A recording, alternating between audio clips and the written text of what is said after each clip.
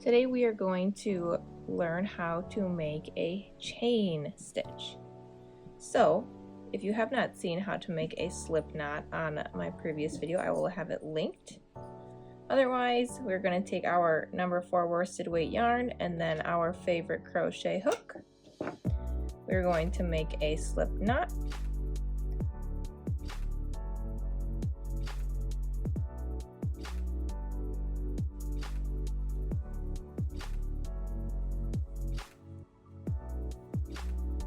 Here we have it, and we can make that slip stitch bigger or smaller by just pulling at the loop or pulling at our tail.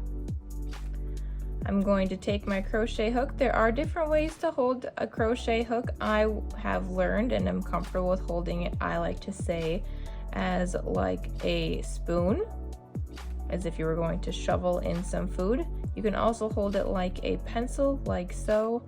That is not comfortable for me, so I am a spooner. I'm going to take my crochet hook and put it into my loop. Now there's this thing called tension, and so we want to have at least a little gap in between our hook and our knot. If it is too tight, it's going to make our chain super tight towards the end, and we don't really want to do that. So we want to have a little bit of a gap to have it loose. Now, on my left hand, I'm going to take my pinky and wrap it around my yarn, and then I'm going to take my pointer finger and have it underneath my yarn. So this is what it looks like on the top.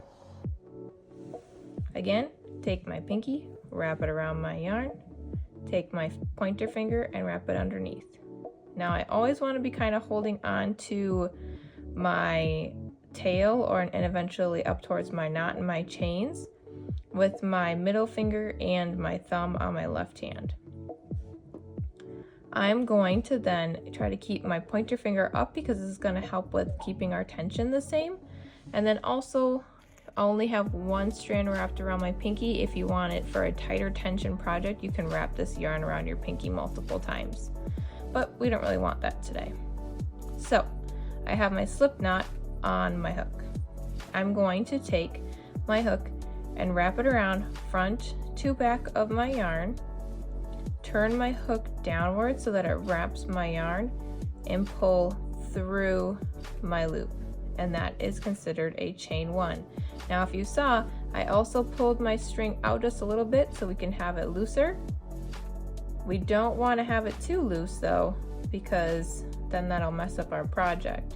We want to have just a little tiny gap so that when we come back through the chain, that we will be able to work on our project. So now again, I'm going to go front to back, wrap around, crochet hook, turn down, and pull through my loop. Now let's see it with a very tight. So I'm going to have a very tight hold here. See how there's really not much of a gap? So this is if we're too tight with our tension. So I'm really pulling tight. We can kind of see a very nice taut string. This is if it would be just generally normal, very tight. Again, same thing. I'm going to wrap around front to back, turn down my hook, and then pull through. If we see I'm getting caught on my previous chain, now I'm going to have to try to fight this in order to get through, and then my loop's going to be super tiny and really hard to get into later on. So hence why it's important to have a nice loose tension, but not too loose. So if I have it too loose and I wrap around front to back, pull through my loop, this is what my loop looks like with a very loose tension. See the difference? It really doesn't matter what we want to do for just like a single chain, but when we get into a regular project and we're working on bigger things, we don't want to have the different kinds of chains at all.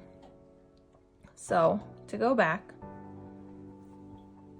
we're going to do just a normal chain. So again, I have my little tiny gap there, makes it look nice and pretty. Wrap around front to back, turn my hook down, pull through my loop. Now when we are counting chains, we count the V's. So I have, this is my loophole. This is chain 1, chain 2, chain 3. This little knot here, sometimes people get it confused for being a chain if it's too loose, but this is your slip knot that you did previously. So again, I have 1, 2, 3 chains. And that is how we do a chain stitch.